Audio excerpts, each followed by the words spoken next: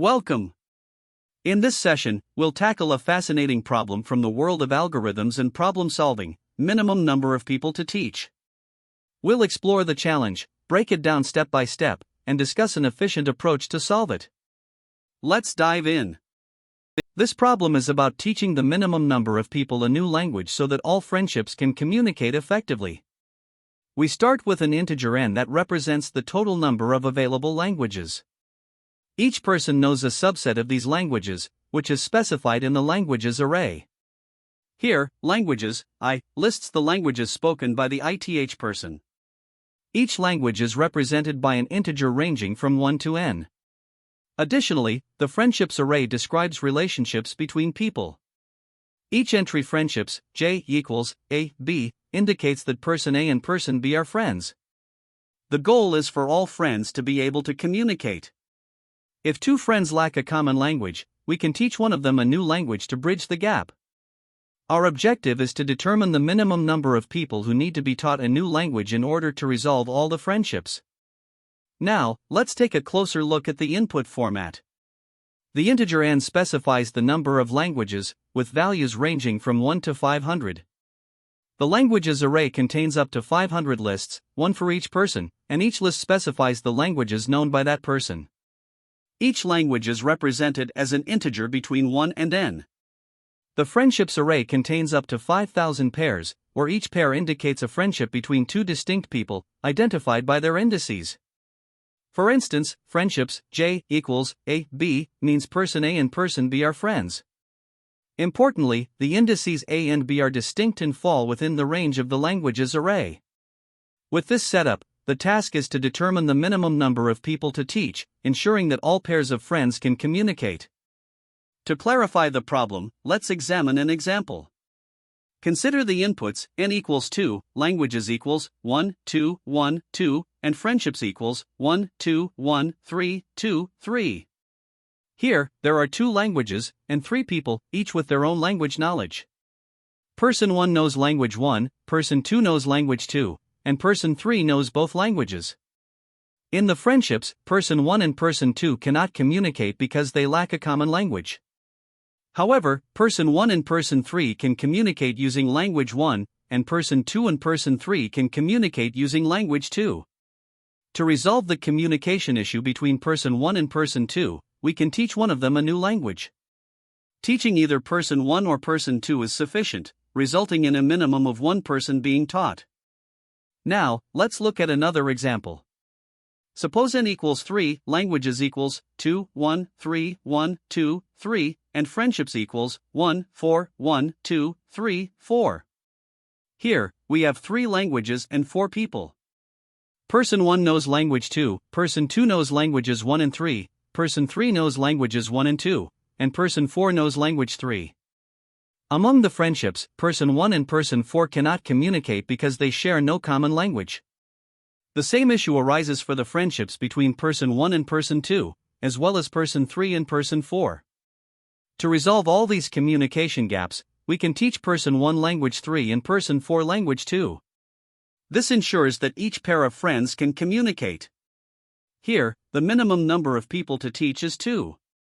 Now, let's discuss the constraints and edge cases. The number of languages n can be as large as 500, and the number of people is at most 500. Each person knows at least one language but no more than 500 languages. There can be up to 5,000 friendships, and each friendship is between 2 distinct people. With this setup, consider these edge cases: if all friends already share a common language, no teaching is required, and the output is 0. Similarly, if there are no friendships, teaching is unnecessary, and the output is 0. However, in cases where everyone knows completely distinct languages, resolving all friendships might require teaching multiple people. These scenarios highlight the importance of minimizing the number of people taught while ensuring all friendships are resolved. To tackle the problem, we need to ensure that every pair of friends in the given list can communicate. Communication between 2 people is possible if they share at least one common language. The goal is to determine the minimum number of people who need to be taught a language so all friendships are resolved. One straightforward approach is to consider each language individually and calculate how many people need to learn it to bridge all communication gaps. Specifically, for each language, we identify the friendships where communication is not possible, count the distinct individuals among those friendships who would need to learn the language, and track the minimum number across all languages.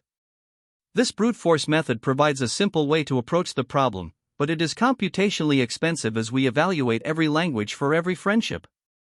In terms of complexity, the brute force approach involves iterating through all friendships and checking whether two people share a language. If each person knows an average of k languages, this check takes k² time. Repeating this for all m friendships results in m*k² time per language. Since we repeat this process for all n languages, the total complexity becomes n times m times k². While this method is conceptually straightforward, it becomes inefficient for large inputs due to redundant computations. A more optimized approach is to focus only on the friendships where communication gaps exist. By narrowing the scope, we can significantly reduce the computational overhead. The key insights are that if two people already share a language, they don't need teaching, and if they don't, teaching them any single common language will resolve the gap. This simplification allows us to focus only on the people involved in unresolved friendships. The optimized approach begins by identifying the critical friendships where the two friends do not share any language. These are the friendships that require intervention. From these critical friendships, we can extract a set of individuals who are directly involved and need to be considered for teaching. For each language, we then count how many of these individuals do not know it. Teaching that language to those individuals would resolve all communication gaps for the critical friendships. Finally, we determine the minimum number of people to teach across all languages. Constructing the critical friendships requires iterating through all friendships and checking language overlap, which takes m*k². Counting the number of people to teach for each language involves iterating through the set of individuals in people_to_consider, leading to a total complexity of m times k² plus n times p, where p is the size of the set people_to_consider. This approach avoids redundant computations and narrows the focus to only the essential elements of the problem. The chosen strategy is the optimized approach because it strikes a balance between efficiency and clarity. By focusing on critical friendships and the people directly involved, we eliminate unnecessary computations that arise in the brute force method. This makes the solution scalable for larger datasets. While the pre-processing steps, such as constructing the critical friendships, introduce some additional implementation complexity, the reduction in runtime complexity from n times m times k² to m times k² plus n times p is significant. This trade-off is worthwhile, as the optimized approach not only runs faster but also organizes the problem into clear, manageable steps. Overall, this strategy ensures that the solution is both efficient and maintainable, making it an ideal choice for solving this problem. In this problem, the goal is to ensure that every pair of friends in a social network can communicate with each other. Each person speaks a subset of n languages, and communication is possible if two people share at least one common language. If a pair of friends cannot communicate, we need to teach one of them a new language so that they can. The challenge is to minimize the number of people who need to be taught a new language. To begin, we represent the input with two data structures. First, we have languages, where languages, I, contains the list of languages that person I knows. Second, we have friends, which is a list of pairs where each pair, U, V, represents a friendship between person U and person V. The first step in the algorithm is to identify uncommunicative friendships. For each pair of friends, U, V, we check whether their respective language sets share any common language. If they do not, we add the pair, U, V, to a list called uncommunicative_pairs. This can be done efficiently using set intersections, which allow us to quickly determine whether two sets have any overlap. Once we have the list of uncommunicative pairs, the next step is to determine the impact of teaching each language. To do this, we create an array called teach_count of size n plus 1, where n is the total number of languages. Each entry in teach_count corresponds to the number of people who would need to learn that specific language to resolve all uncommunicative friendships. For each language L, we simulate teaching it to all the people in the uncommunicative pairs who do not already know it. Specifically, for each person in these pairs, we check whether learning language L would resolve their communication issues. If so, we increment the count for that language in teach_count. After calculating the teaching needs for all languages, we then identify the language that minimizes the total teaching effort. This is done by finding the smallest value in the teach_count array. Finally, the minimum value in this array gives the number of people we need to teach, which becomes our output. The algorithm is built on a few key insights. First, the core challenge is ensuring that all friendships are communicative, and this boils down to checking set intersections for the languages known by two friends. Second, instead of a brute force approach that evaluates every possible teaching scenario individually, we optimize the process by focusing on resolving all uncommunicative friendships with one language at a time. This greatly reduces computational overhead. The strategy of iterating over each language and counting the number of people who would need to learn it allows us to efficiently determine the best teaching approach. To implement this, we rely on three specific data structures. Sets are used to represent the languages known by each person, as they enable efficient computation of shared languages through intersections. The teach_count array is used to track the number of people who would need to learn each language, allowing for quick comparisons. Finally, the list of uncommunicative_pairs helps us focus the teaching effort only on problematic friendships, ensuring we work with a targeted subset of the data. Analyzing the complexity of the algorithm helps us understand its efficiency. First, checking whether two friends can communicate involves a set intersection operation, which takes m time on average, where m is the size of the language set. Since we need to perform this operation for all friendships, the total cost of this step is f**m, where f is the number of friendships. Next, for the teaching simulation, we evaluate the teaching needs for each language. For a single language, this involves iterating through the uncommunicative pairs, which takes f. Since there are n languages, the total cost of this step is n*f. Combining these, the overall complexity of the algorithm is f**m plus n*f. This is efficient for typical input sizes. The algorithm also handles several edge cases effectively. If there are no uncommunicative pairs, the result is simply 0, as no teaching is required. For a single friendship, the algorithm evaluates it directly, making the result trivial to compute. When languages are sparse, meaning most people know only one language, the algorithm efficiently identifies the minimal teaching requirement. Finally, the use of sets and arrays ensures scalability even for large inputs. To solidify our understanding, let's walk through an example. Consider the input where languages equals 1, 2, 1, 2, 3, and friends equals 0, 1, 1, 2, 2, 3. First, we identify the uncommunicative pairs. For the friendship 0, 1, person 0 speaks language 1, and person 1 speaks language 2, so there's no shared language. We add this pair to uncommunicative_pairs. For 1, 2, person 1 knows language 2, and person 2 knows both languages 1 and 2, so they can communicate, and we skip this pair. For 2, 3, person 2 knows languages 1 and 2, but person 3 knows only language 3, so there's no shared language. We add this pair to uncommunicative_pairs. At this point, uncommunicative_pairs equals 0, 1, 2, 3. Next, we count the number of people who need to learn each language. Teaching language 1 resolves the 0, 1 pair, requiring one person to learn it. Teaching language 2 also resolves 0, 1, again requiring one person. Teaching language 3 resolves 2, 3, requiring one person. The minimum teach count is therefore 1.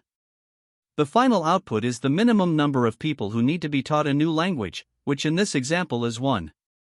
By focusing on the language that minimizes the teaching effort, we ensure that the solution is both efficient and effective. This completes the algorithm, and we can see how it systematically addresses the problem by identifying uncommunicative friendships, evaluating teaching scenarios for each language, and selecting the optimal strategy. This approach ensures the solution is scalable, handles edge cases, and minimizes computational overhead while solving the problem accurately. To solve this problem, we start by identifying the pairs of friends who cannot communicate.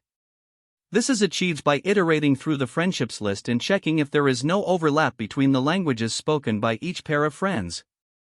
If two friends have no common language, we add that pair to the cannot_communicate list. If, after processing all friendships, the cannot_communicate list is empty, it means everyone can already communicate, and no teaching is required, so we return 0. Next, we calculate how many people need to learn each language. We use a defaultic to track the count of individuals who can potentially learn each language. To do this, we first identify all individuals who are part of the problematic pairs by adding both members of each pair to the people_to_check set. Then, for each person in this set, we iterate through the languages they currently know and increment the count for those languages in our dictionary. This helps us determine how many people are ready to learn each language.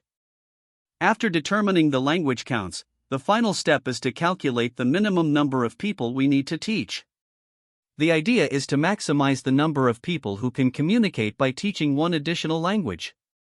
To do this, we find the maximum value in our language_count dictionary, which represents the highest number of people who already know or can learn a specific language. The result is then calculated as the total number of people in people_to_check minus the maximum count of individuals who can learn the same language. This difference gives us the fewest number of people we need to teach to ensure everyone in the problematic pairs can communicate. Finally, we return this value as our result. Here, we begin implementing the solution by importing the necessary libraries and defining the main method. The problem requires us to find the minimum number of people to teach a new language so that all friendships can communicate. First, we identify the pairs of friends who cannot communicate. To do this, we loop through the given friendships array, where each pair represents two friends. For each friend in a pair, we create a set of the languages they speak. Then, we check if there is any common language between the two friends. If not, we add this pair to the cannot communicate list, as these friends require intervention. Finally, we handle an edge case. If there are no pairs in the cannot communicate list, this means all friends can already communicate, and we return 0, as no teaching is needed. Now, we proceed to calculate how many people we need to teach for each language. First, we collect all the people involved in the cannot communicate pairs into a set called people_to_check. This ensures we only focus on the relevant individuals. Next, for each person in this set, we go through the languages they already know and update a count in the language count map.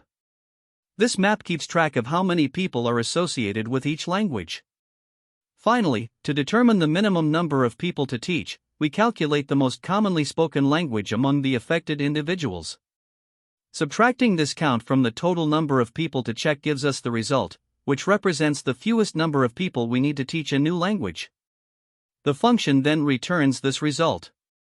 To solve this problem, let's start with a simple example.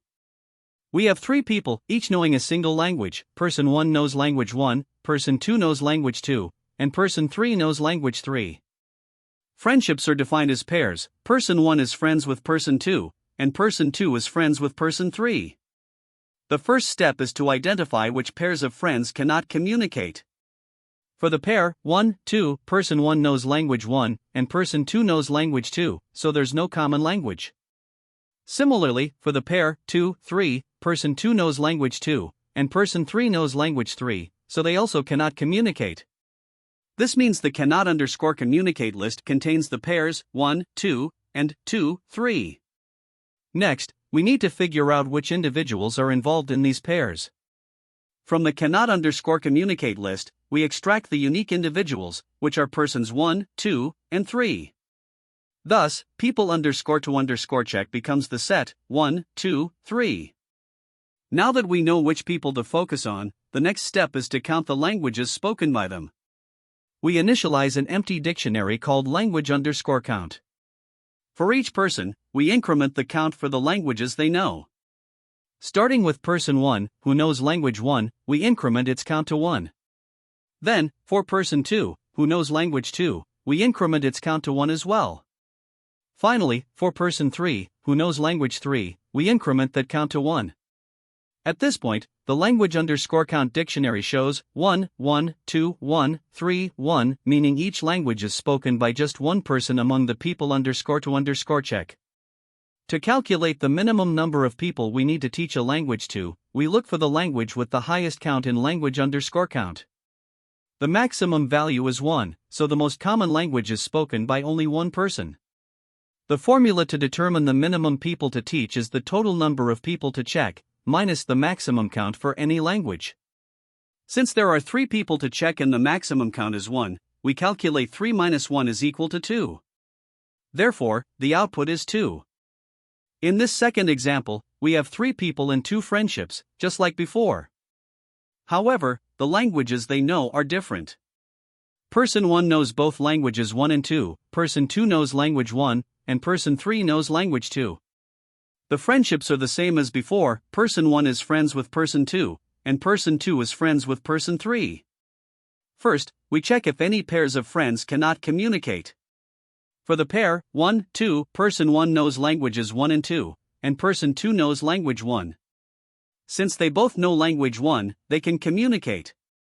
Similarly, for the pair 2, 3, person 2 knows language 1, and person 3 knows language 2.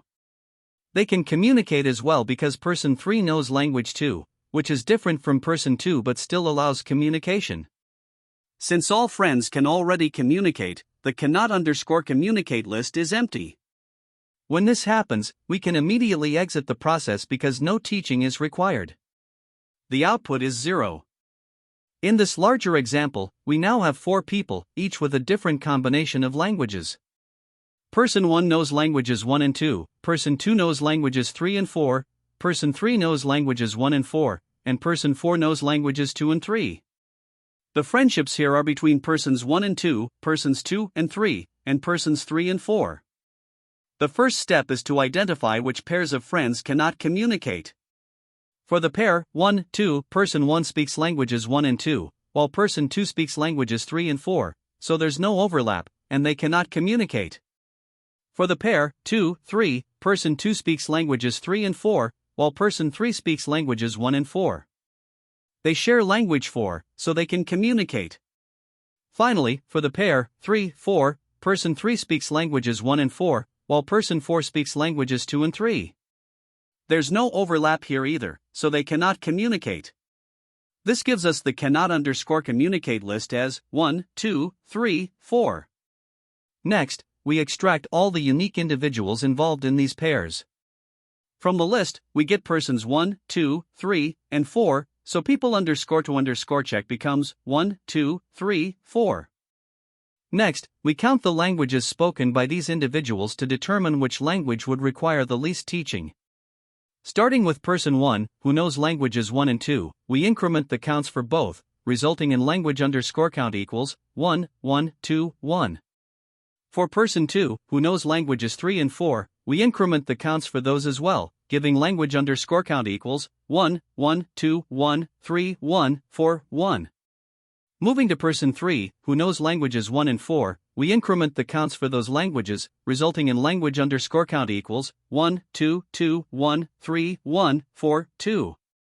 Finally, for person 4, who knows languages 2 and 3, we increment the counts again, giving language_count equals 1, 2, 2, 2, 3, 2, 4, 2.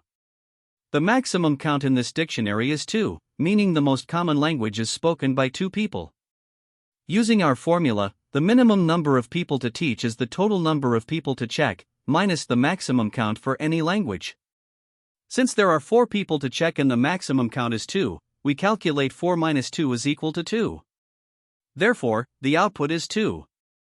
In this problem, the time complexity can be analyzed by breaking the solution into distinct steps. First, we identify pairs of friends who cannot communicate. To do this, we go through the friendships list, which contains m entries. For each pair, U, V, we check if their language sets intersect. If the average number of languages per person is k, performing this intersection takes k time. When repeated 4m pairs, this step has a time complexity of m*k. Next, we identify individuals involved in these problematic pairs. By iterating over the cannot_communicate list, we gather all unique individuals, which requires p time, where p is the number of problematic pairs. Finally, for each person in the people_to_check set, we analyze their list of languages and update a counter for each language. Since the set contains at most 2p individuals and each person knows an average of k languages, this step takes p*k time. Together, these steps form the foundation of the time complexity analysis. Now, let's consider the next step. To determine the language that requires the fewest people to be taught, we look at the language_count dictionary, which tracks the number of people who would need to learn each language.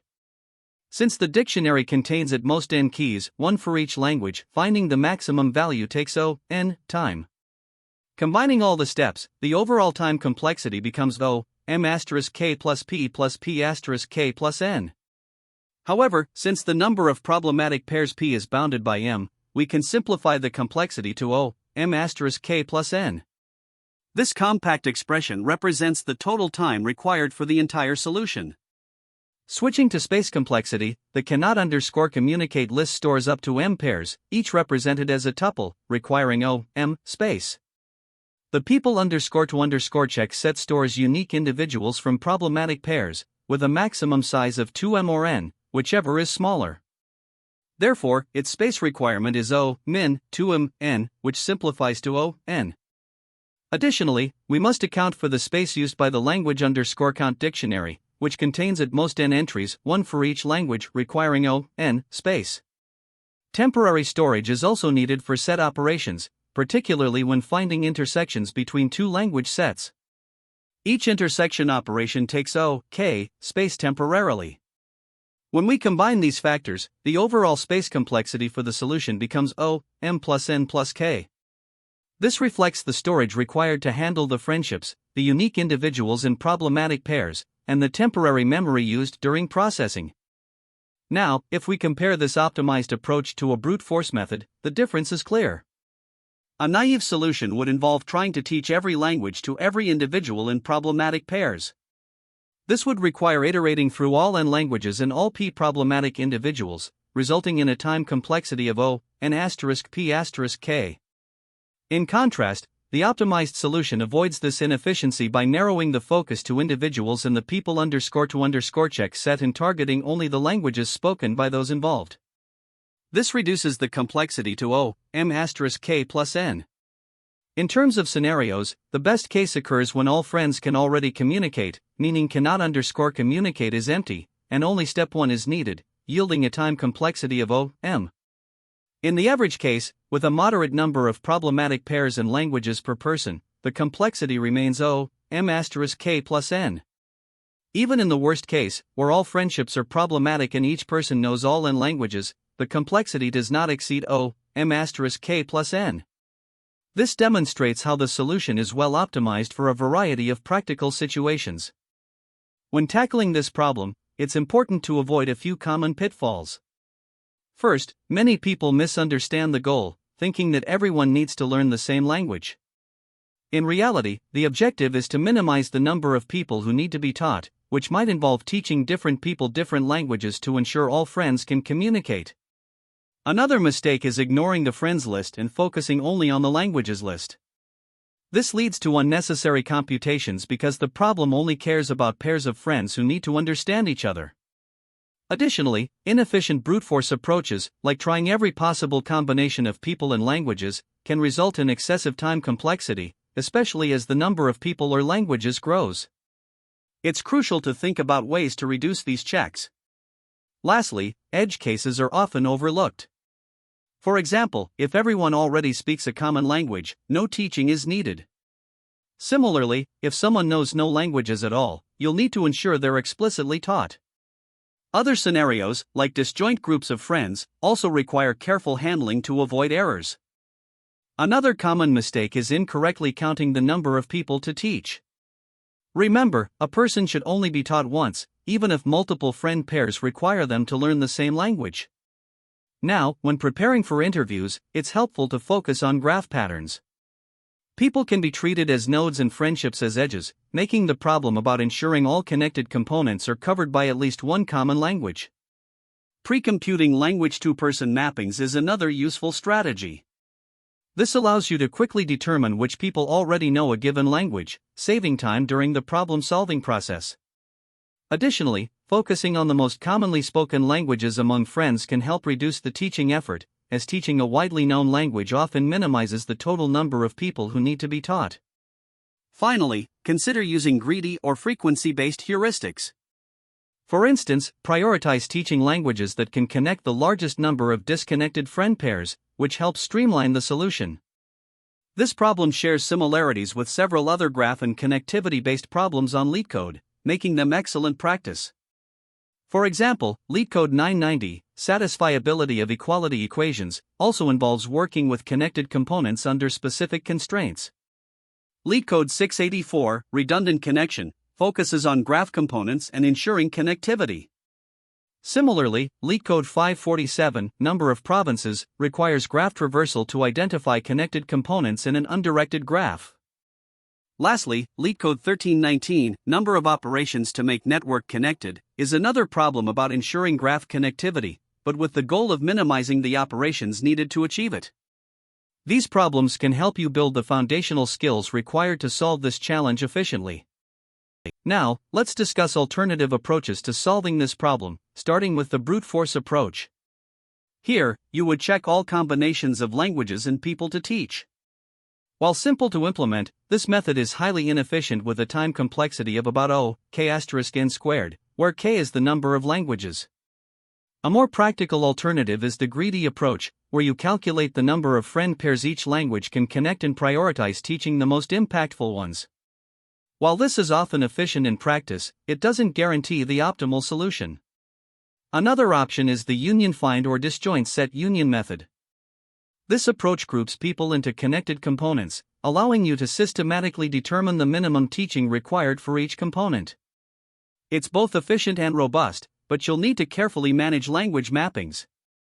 Finally, there's the bipartite graph matching approach, which treats the problem as a graph between languages and people. This method aims to find the optimal matches to minimize teaching, but it can be complex to implement. Each of these approaches has its trade-offs, so choosing the right one depends on the problem constraints and input size. Great job! To wrap up, we reviewed key concepts, takeaways, and the efficient approach to solving this problem.